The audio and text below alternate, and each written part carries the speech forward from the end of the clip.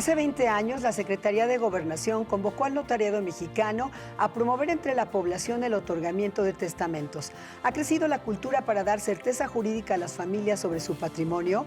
¿Es lo mismo un heredero que un legatario? ¿Cuándo se necesita un tutor o un albacea? ¿En qué caso se requiere un testigo? ¿Cuándo termina la campaña del mes del testamento y en qué estado se prolonga? Acompáñanos a conversar con Alfredo Ruiz del Río Prieto, secretario del Consejo del Colegio Nacional del Notariado Mexicano. En el análisis, Georgina Gagiola.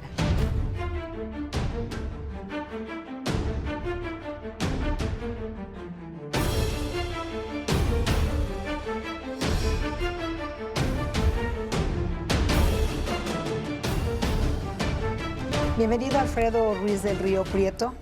Bienvenido a Ruta de N40. Muchas gracias. ¿Cómo ha ido hasta el día de hoy la campaña de septiembre, mes del testamento? Sobre todo considerando que venimos de poco más de 2 años de paralización por la pandemia.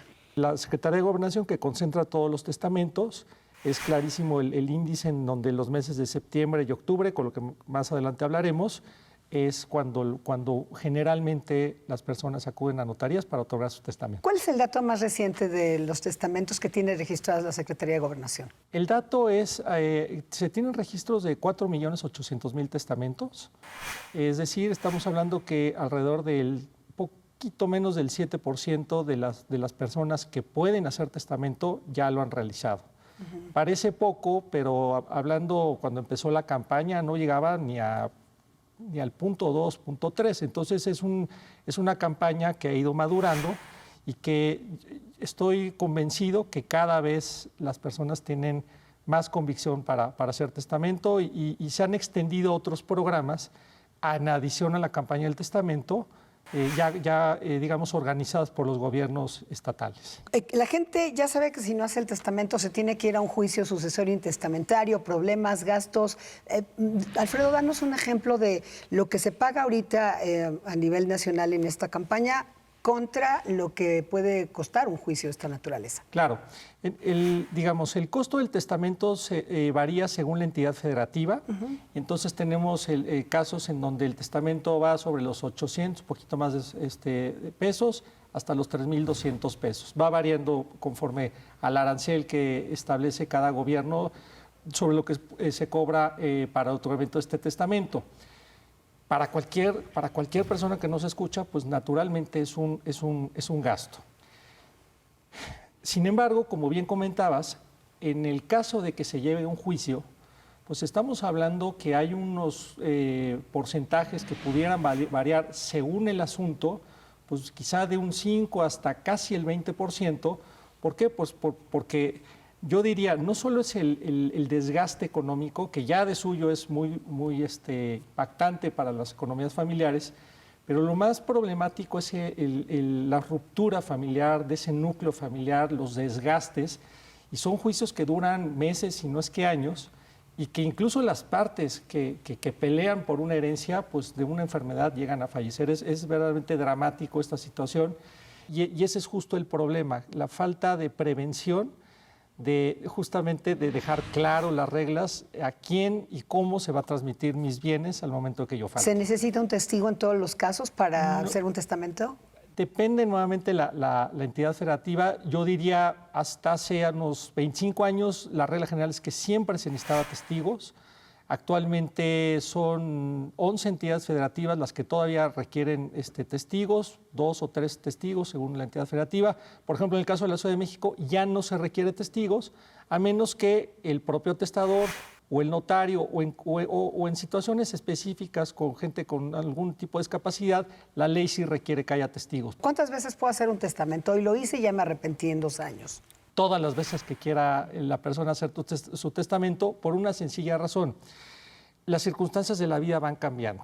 Entonces, por definición, digamos, legal, dice el testamento es revocable, que quiere decir que esa voluntad siempre puede modificarse, desde luego hasta antes del fallecimiento del testador. Si ya, digamos, por regla general nuevamente, el último testamento es el válido y el que regirá cuando fallezca. Cuando uno va a hacer el testamento hay que llevar muy definidos a los herederos, por supuesto, y hay una diferencia con el legatario. ¿Cuál es uno y cuál es el otro? Para poner un ejemplo y que esto lo pueda ser gráfico para quienes normalmente nos escuchan y ven, pues obviamente si yo nombro como herederos a mis 3 hijos, pues no tengo que hacer una determinación de todos mis bienes, sino simplemente lo que haya se repartirá en partes iguales. Ahora bien, el legado es una designación específica de un bien en particular a una persona en particular. Entonces, en este mismo ejemplo que estoy poniendo, que nombro a mis hijos por partes iguales de todos, digamos, como universales herederos, pues un automóvil, por ejemplo, se lo lego, establezco un legado a una de mis hermanas. ¿Siempre se requiere una albacea? Necesariamente, porque el albacea, digamos, al fallecer el testador, inicia ese procedimiento sucesorio y el albacea es el que se encarga, pues, de toda la ejecución del cumplimiento de la voluntad del testador. Para efectos prácticos, por una película, pues es como el protagonista, porque él es el que toma y tiene todas las atribuciones legales, pero también responsabilidades que son diversas. Los tutores, cuando hay menores o alguien con una persona con alguna discapacidad, ¿siempre hay que tener un tutor? Sí, es muy importante también aclarar esta circunstancia. A través del testamento se puede nombrar al tutor, que será quien se encargue del cuidado de los menores, quienes digamos, los testadores que tengan hijos menores hasta que alcancen la mayoría de edad, es decir, los 18 años, siempre y cuando, al momento en que fallezca el testador, no haya el papá y la mamá, que son los que tienen la patria potestad. La patria potestad es, pues, esa, digamos, por ley, atribución que tienen los padres para el cuidado y la responsabilidad de administración de los menores. Entonces, el tutor testamentario lo que permite es que, faltando papá y mamá, por ley le correspondería a los abuelos, pero el tutor se encargaría entonces, en lugar de los abuelos, ejercer ese cargo para el cuidado y administración de los menores hasta que lleguen a la mayoría de edad.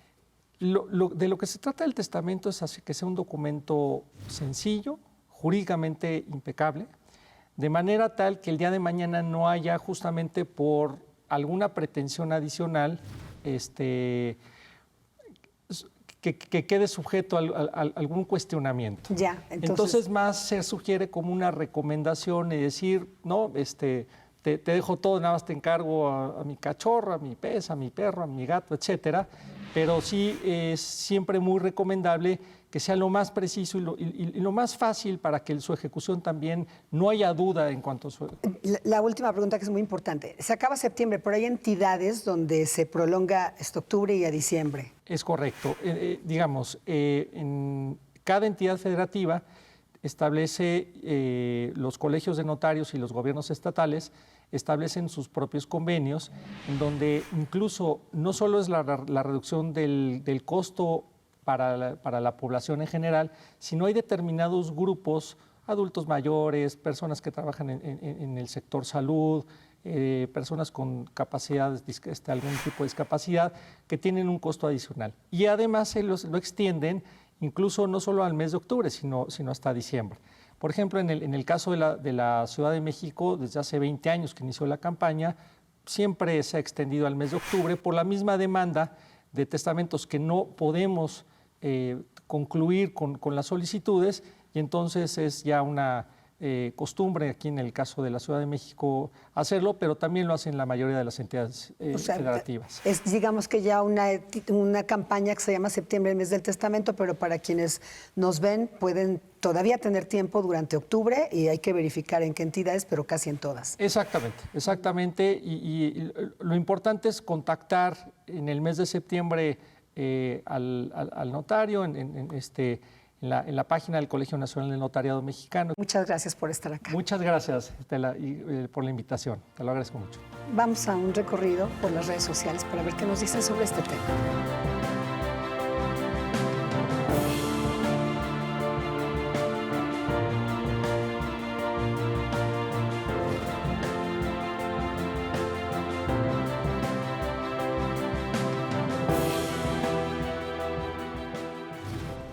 Georgina Gagiola, bienvenida. Muchas gracias, Estela. Bueno, pues ya tienes testamento. Ya tengo testamento, hace varios años, sí.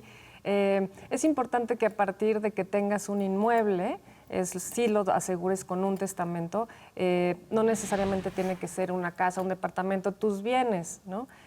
tus obras de arte, tu homenaje. Es importante, muy importante que se lo dejes a alguien, que quede muy claro, porque si no la familia incurre en problemas y probablemente el deseo personal de a quién van tus cosas podría cambiar, ¿no? Sí, es importante hacerlo porque pues la cultura es estoy joven, entonces no tengo necesidad de hacerlo, no me voy a morir pronto y bueno, la vida da sorpresas, como dice por ahí una canción. Sí, y además es importante saber que cuando tienes hijos menores de edad necesitas tener un tutor, por ejemplo, en el caso de los divorcios, ¿no? Cuando los papás están divorciados, pues los dos papás son los tutores, pero si uno fallece, el otro se queda en control, porque es el tutor del menor de edad, se queda en control de los bienes. Entonces, si no quieres que tu expareja tenga el control de esos bienes, tienes que mencionar un tutor que va a cuidar que esos bienes lleguen a tu hijo una vez que cumpla la mayoría de edad. Y así el notario público te da explicaciones y te da orientación para saber qué hacer.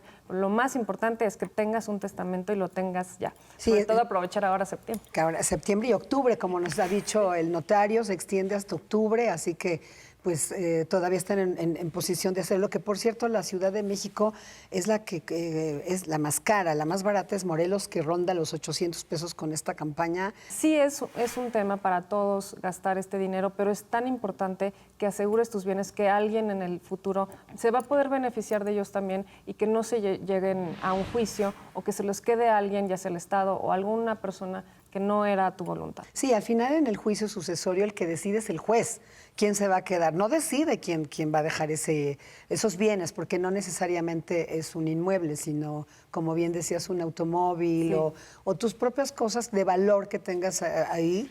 Ya no lo decides tú, lo decide el juez, ni lo deciden los herederos, sino el juez a través de un juicio largo que por lo menos, por lo pronto a Gobernación para el registro le tienes que pagar más de 20,000 pesos en este momento. Y a propósito de las obligaciones o pensión alimenticia, como se conoce, así como heredas, también heredas las deudas y las responsabilidades en el caso de una pensión alimenticia. O sea, si tú eres la beneficiaria de esta herencia, pues también heredas esa responsabilidad. Exacto. A veces pensamos que con un testamento ya nuestros bienes están en algún lado, pero el testamento, pero las obligaciones, bueno, como se dice, te obligan a responder con tus responsabilidades. Y no solamente por tener un testamento te vas a quitar esas responsabilidades de encima, ¿no? Sí, sobre todo exhortar a la gente, como ya lo hizo el notario Alfredo Ruiz del Río, a que vayan y que lo hagan, precisamente por estas situaciones humanas que comentas tú, si te casas, te divorcias, si tienes hijos o hijas fuera del matrimonio, si hay obligaciones de pensión alimenticia, si son muchos hijos entre los que hay diferencias y que se pueden exacerbar cuando la persona no está. Muchos temas que los notarios le pueden asesorar. La asesoría es gratuita, no cuesta, entonces es bien importante aprovechar esta campaña y no heredar problemas. La mayoría, si nos hablaba el notario de 4.8 millones de registrados en Gobernación, aunque ha habido un avance notable, pues más de 90 que están en capacidad de testar jurídicamente, más de 90 millones no lo tienen. Sí, hay que hacerlo, es fácil, haces una cita, te orientan, pagas, no es mucho más difícil y es muy necesario. Gracias, Georgina Gajeda. Que estés muy bien, Esther. Gracias a usted por acompañarnos en una emisión más de Ruta BN40.